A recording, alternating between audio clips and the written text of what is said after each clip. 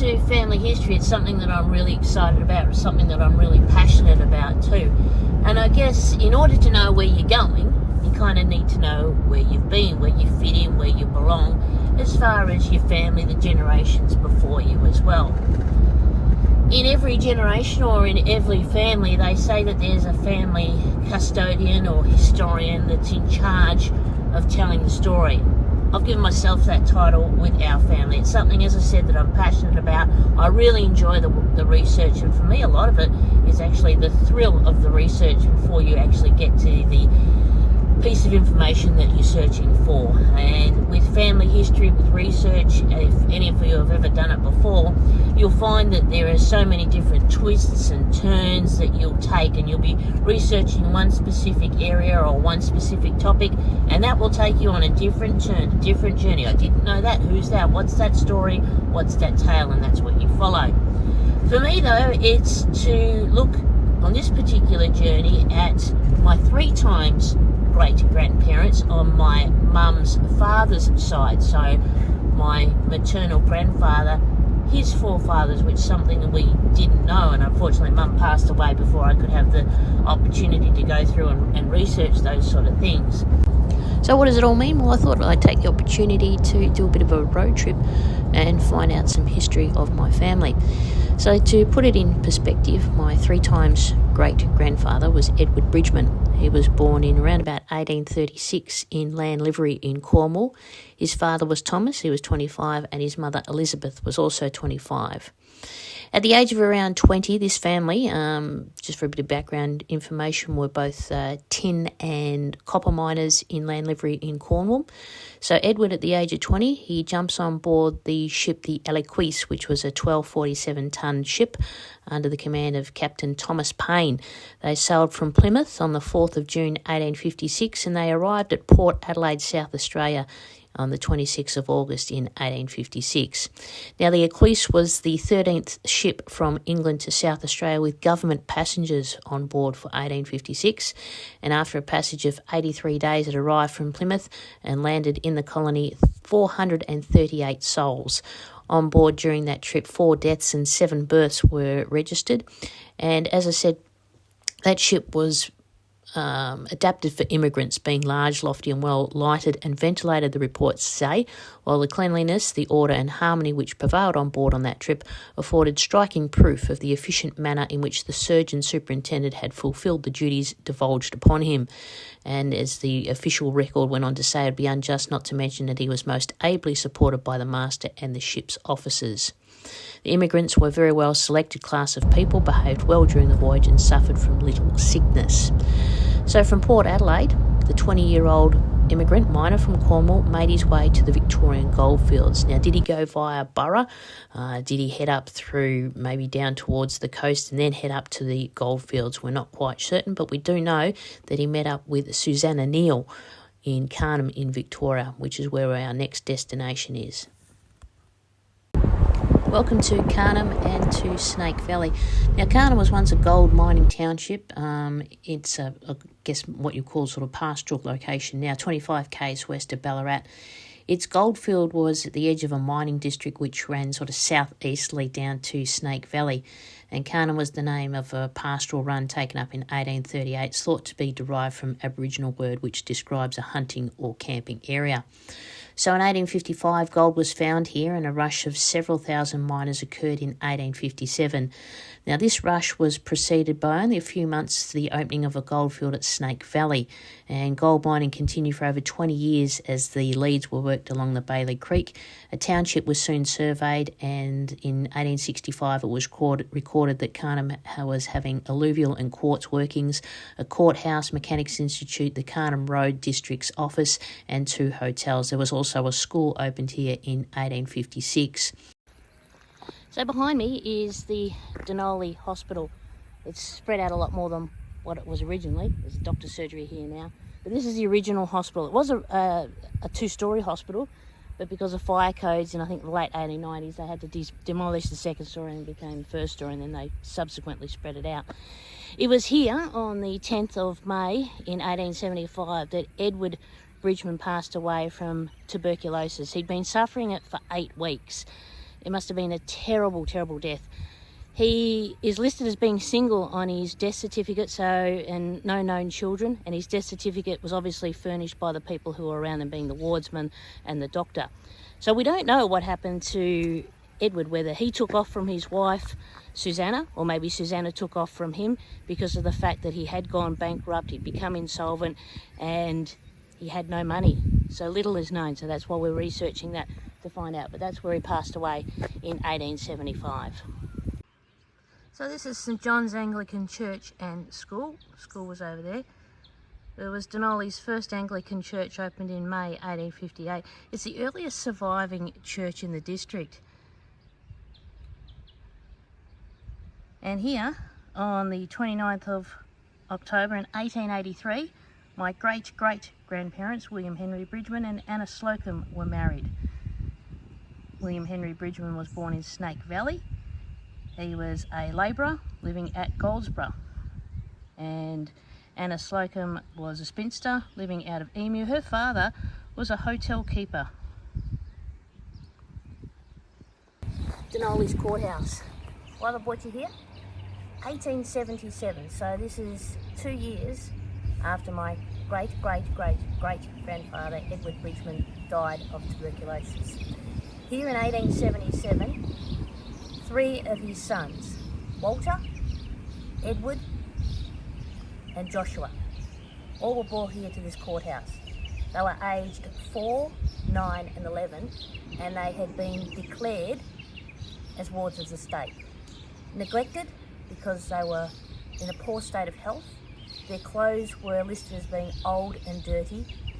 The listings on the ward of the state's register lists the 3 brothers as being surrendered by their mother. So unfortunately Susanna was unable to take care of them.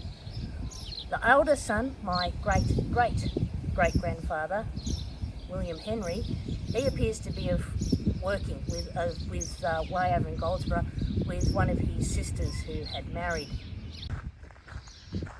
So imagine you're a kid, the last 2 years you've lost your father, lost a couple of brothers and sisters, your father's been declared bankrupt, he passes away, your mum can't look after you, you and your 2 brothers have been declared wards of the state. You escape because you're upset, angry, you're caught by the police, and at the age of 11 years you're brought here to the lockup. In 1879, young Walter was brought here. I can zoom in. Now it's about 29 degrees here today and it's warm. I can feel the hot air coming out here. This place has been restored in 2014. So it looks like, from what I can see, it's all closed, there's either 3 or 4 cells in here, possibly 3. That building over there was the courthouse. Police station was here, since been demolished. The new police station over there. Behind here, behind this tree here, over there, is the police stables, which were built in 1862 and restored in 2014, same as this police lockup here. Built in the 1860s, restored in 2014. It was used as a police lockup until the court closed in 1981. So I just found it profoundly moving that the 3 boys were made wards of the state, that the mother had given them up. It appears that the youngest child, who was born, I think just after or just before his father died, he was born in Tarnagala, he stays with the mother, Susanna. And Susanna is actually registered in the late 1870s, early 1800s as the head matron, head nurse up at the Denali Hospital. So who knows what her fate was. We'll get to that a little bit later. Just gives you a real sense of, I don't know how I feel about the fact that these 3 young boys were taken away, they lost their father, they've been taken away from their mother because she just simply couldn't look after them. So what was their fate? All 3 of them went to Sunbury. They also went to Melbourne Ports, and Melbourne Ports, they actually would give them some sort of apprenticeship, and young Walter got an apprenticeship, and he was arrested in the late 1880s because he deserted his apprenticeship post. So he was arrested, and he's in the police gazettes as being arrested, and he was taken back to finish off his apprenticeship. So all 3 of those boys got themselves decent education, and the youngest one was actually taken in by his sister, Mrs. Pollard, at Goldsborough. So they sort of still kept within the family, and the boys were reunited with their mother after they'd done their time. They were supposed to be as wards of the states from whatever age they were picked up till 16, and then they would be given back to their mother. But apparently they only lasted about 2 to 3 years as being wards of the state, and then Susanna was able to take the boys back. So that's a nice little story. And the story too is that all those kids kept in contact around their mother, and she later remarried. We'll talk about Susanna a little bit later on. Let's get out of Denali.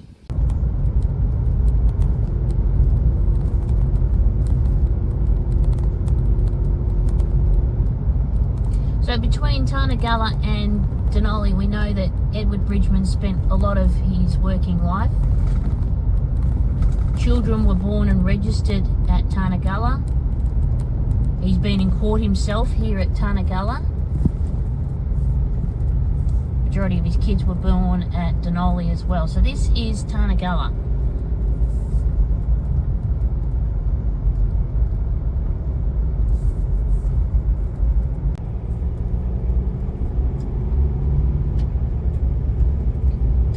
So we're in search of a gold mine that I know for a fact my 3 times great-grandfather, Edward Bridgman, worked during the 1860s. It is currently 32 degrees outside. It is super warm. It is very muggy. It is super strange weather. And you would think that we're driving in farmland, which we are. But as I've been driving along this particular track, there have been indicators that there is gold out here. I've found a whole lot of quartz that's been crushed up, and then there's evidence and there's some more quartz coming up now. On Surface Road. Thank you for that, car. And now I can see by the type of trees, it's an indication of gold.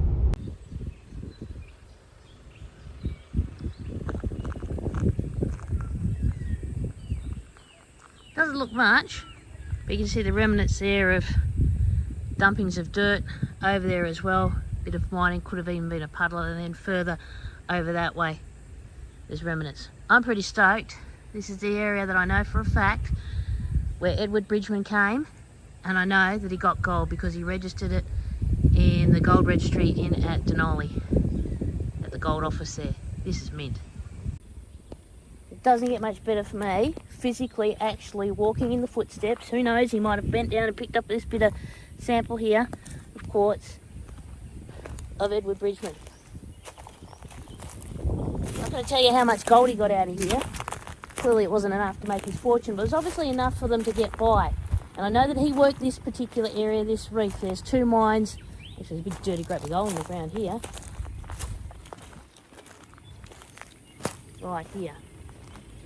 And once, down in here, once mining operations were done, later on they would come along and just fill them in, and they became actual dump holes. They threw all kinds of household rubbish and things down these mine holes. Probably in the late 1900s. They became the local tips. I mean, have a look at this. This is the kind of stuff. Look at that ironstone. I'll bring you down here. Quartz through that. That's mint. That's great. Just wandering through here, just walking around very carefully, looking for things that go wriggle wriggle. As you can see, look, dumping ground up. Bits of wire, there's old bottles down there, old cans down there too. Doesn't get much better. You can tell how excited I am when you get a chance to actually, literally, physically walk in the footsteps of your ancestors. What a hard existence it would have been with young kids. I don't know if they brought the kids out here and set them up in tents and that's where they lived, or if they had a slab hut, or they made a stone house, or they rented a house somewhere. I'd say it would have been very, very primitive, and there would have been these shanty towns that popped up everywhere.